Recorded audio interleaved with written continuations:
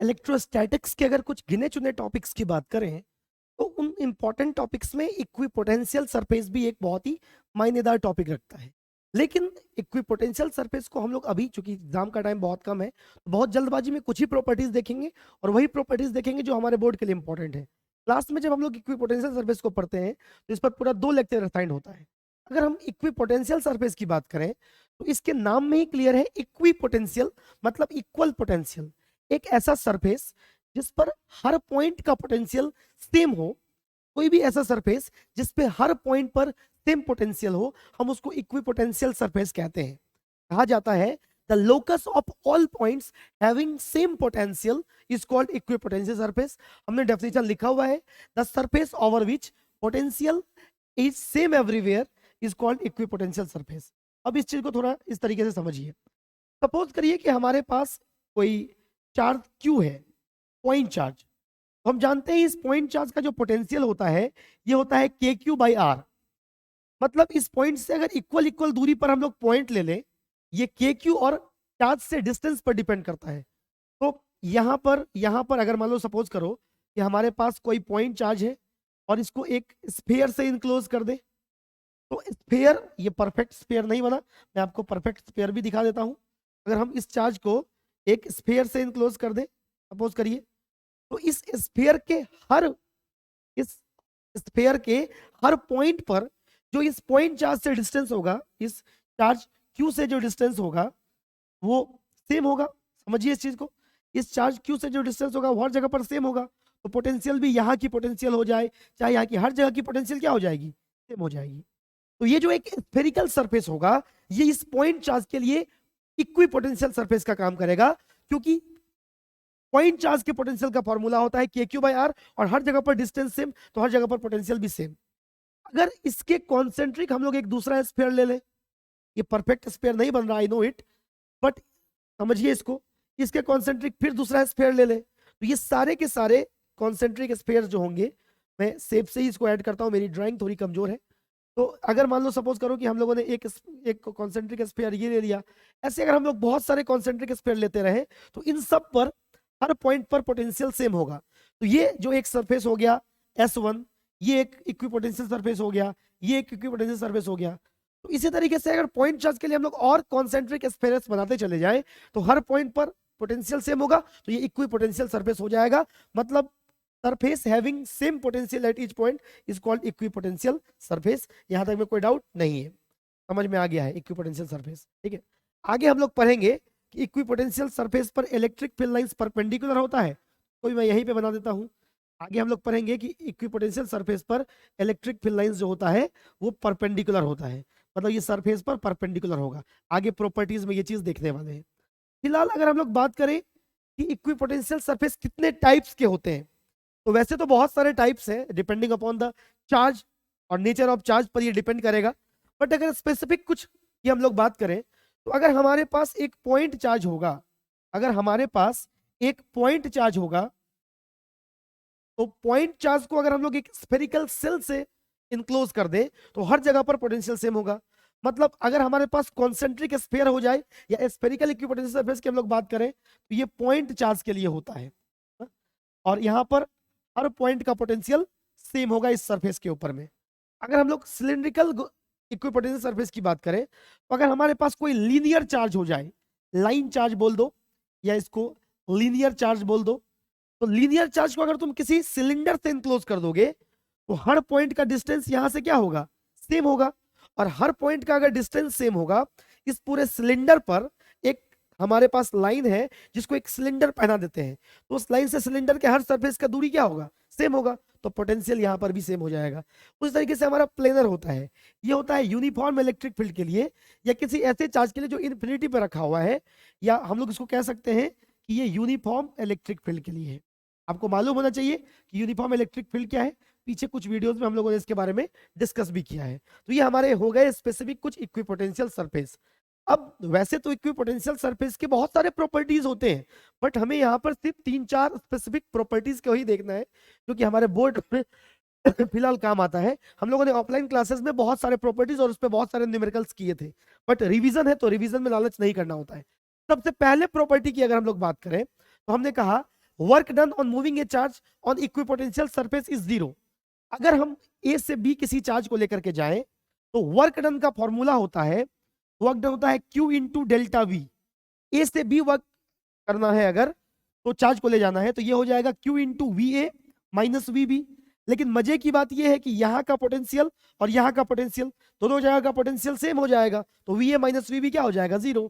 Equipotential surface पे हर जगह का पोटेंशियल डिफरेंस 0 होगा, इसीलिए इक्विपोटेंशियल सरफेस पे जो वर्क डन होगा, याद रहे इस पर टिपिकल क्वेश्चंस कुछ एग्जाम्स में पूछे जाते हैं कि इक्विपोटेंशियल सरफेस के परपेंडिकुलर घुमाने पर भी वर्क डन 0 होगा क्या? मतलब अगर इसके परपेंडिकुलर ले जाएंगे तो भी वर्क डन होगा क्या 0? नहीं, अगर इक्विपोटेंशियल सरफेस के परपेंडिकुलरली मूव करवाओगे तो वर्क डन 0 नहीं होगा, लेकिन इक्विपोटेंशियल सरफेस पर अगर मूव करवाओगे किसी भी चार्ज को तो वर्क डन 0 होगा। अब वर्क डन 0 होने का मतलब है कि एफ डॉट डी आर इसका 0 होना।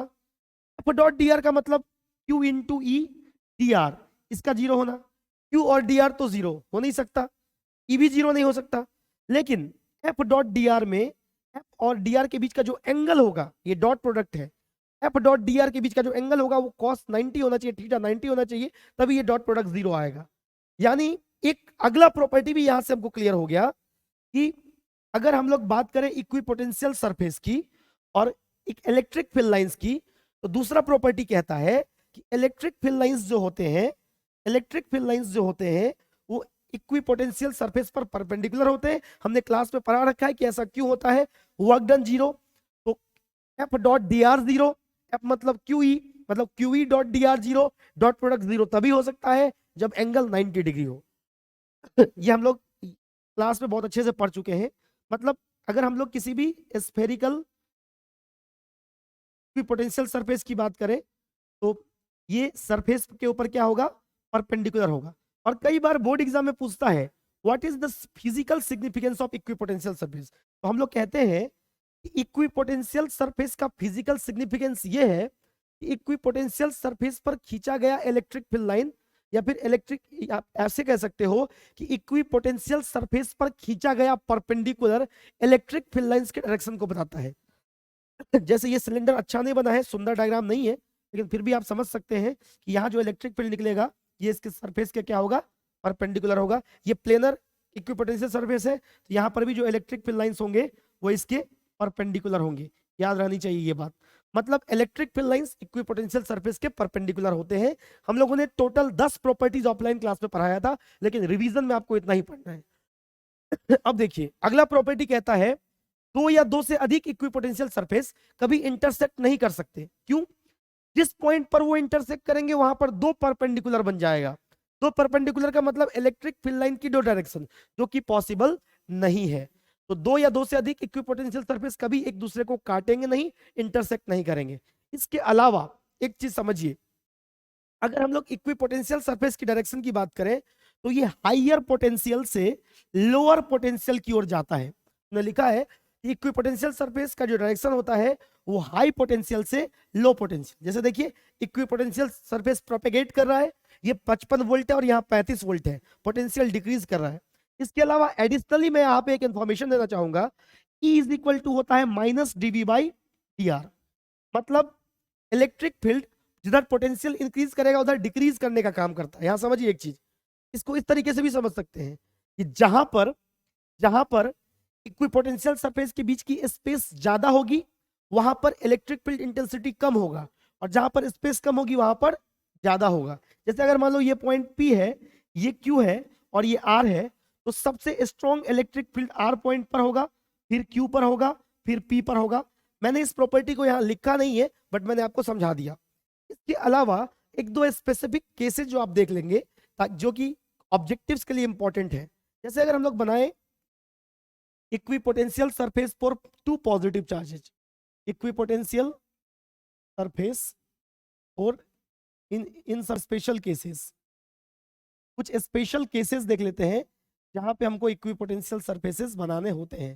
जैसे सबसे पहला और टू पॉजिटिव चार्ज, अगर हमारे पास दो पॉजिटिव चार्ज है, ठीक है, तो दो पॉजिटिव चार्ज अगर आपके पास है तो आपको याद है कि पॉजिटिव और पॉजिटिव चार्ज के बीच रिपल्सन होता है, तो इक्विपोटेंशियल सरफेस के बीच भी रिपल्सन होगा।